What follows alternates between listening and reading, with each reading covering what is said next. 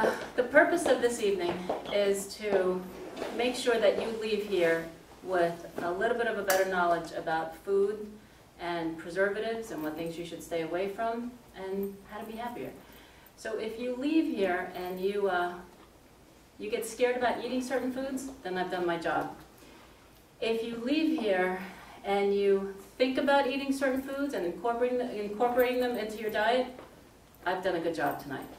And if you leave here just a little bit more optimistic, then I've really done my job.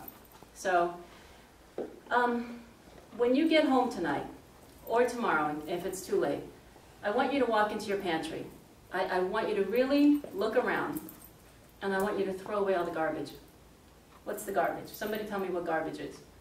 Like anything, like with preservatives and like all the anything with preservatives. All the box stuff that you get in the middle of the supermarket. You're right, the middle of the supermarket.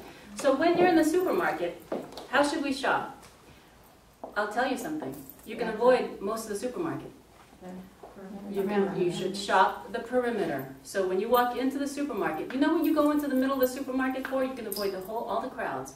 You go into the middle of the supermarket for your paper towels, your napkins, your cleaning supplies, and then shop the perimeter.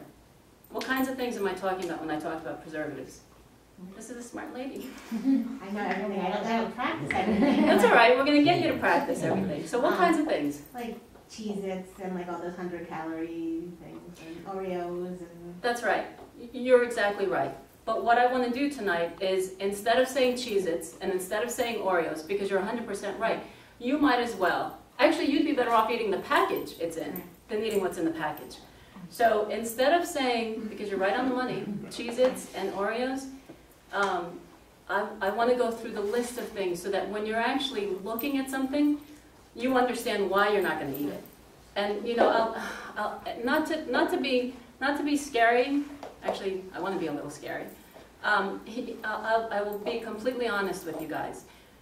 I started when I started having children. I was actually 21 when I got pregnant. I didn't know much about being pregnant. I didn't know much about childbirth. I didn't know what I was supposed to eat. All I knew was that the doctor told me, take your vitamins, stay away from too much coffee. So I went and I got all the books that I could get and brought them home. I read this one little book, and the book was titled, The Dangers of Preservatives and What It Does to the Fetus. It was a book from A to Z on preservatives, and I actually read from A to Z on what something did in the food and what it could potentially do to the fetus. I haven't touched the preservative since then, and that was quite a number of years ago. I'm only 30, but not really. But I eat well. So what I want to do right at this point, and then we'll talk about it some more, but, oh, and I haven't even mentioned this. I'm legally blind. Does everybody know that? Which means if you're bored, I can't tell.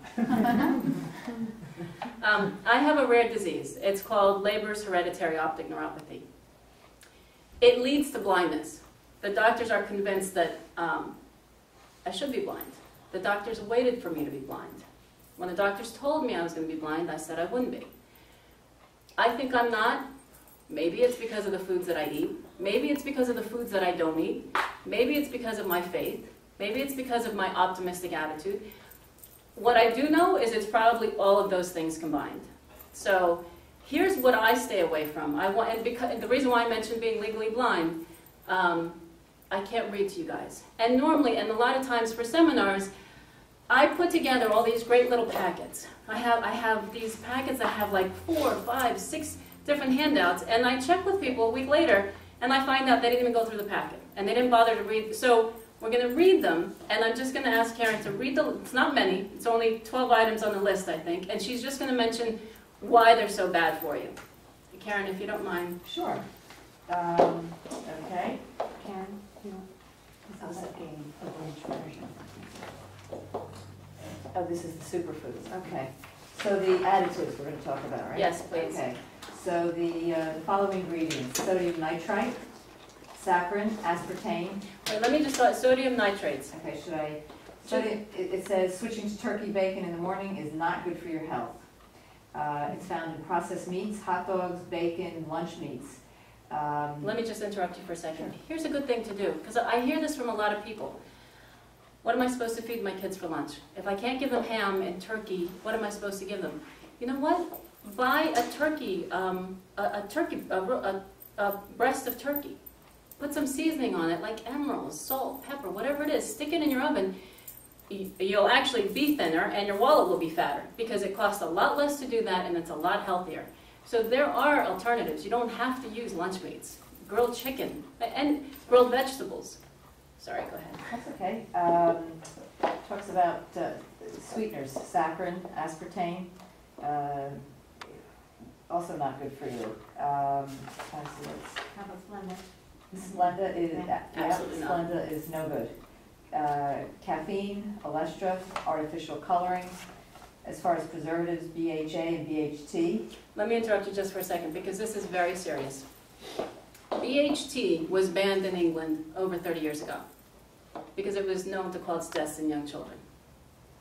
That's how serious it is. This is how the food industry gets away with using BHT. Used in packaging. BHT used in packaging. What does that mean? Is it preserving the box? What does that mean? Do you guys realize? What does that mean? Used in packaging. It's in the food. We are ingesting. What food has BHT in it? Most cereals, unfortunately. Most children's cereals. When you get home, check the boxes of cereals you have. It'll say BHT. BHT. Actually, another one on that list that's not on your paper is a form of BHT. It's TBHQ, Yes. which is also, you know, years ago when we were kids, we ate alphabets. I never fed my children alphabets because it's using that packaging. Yeah. So. There are a number, and I should point out Karen is a chemist, so she knows a lot about this, and she's also a friend. There are a lot of good alternatives. The point is, read the label. I'm not trying to bash, Kellogg's and all those other, you know what, it's a business, they do whatever they can.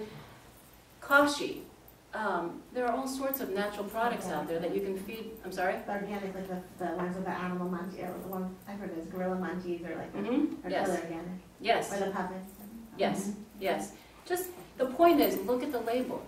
If you see something with BHT, get rid of it, and certainly don't buy it. Were you, I'm sorry. No, let's see, the next one on the hit list is trans fats.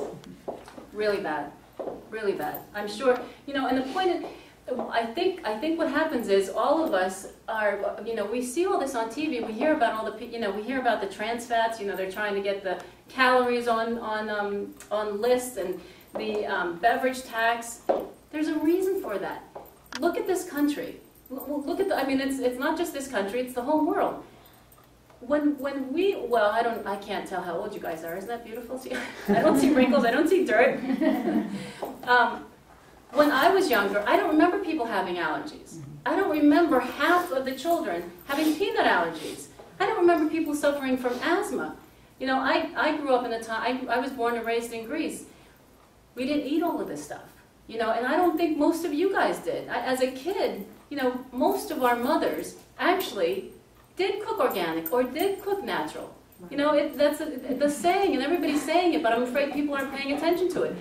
Eat from the earth. If it doesn't have a mother and it doesn't come out of the earth, don't touch it. Try to go back into time to 20, 30, 50 years ago. Not only, it's kind of, I know I'm making it sound a little dramatic, but we will look better, we will feel better, we will live longer, our children will be healthier, and I can't tell how old anybody is. If your children are older, our grandchildren will be healthier. So it's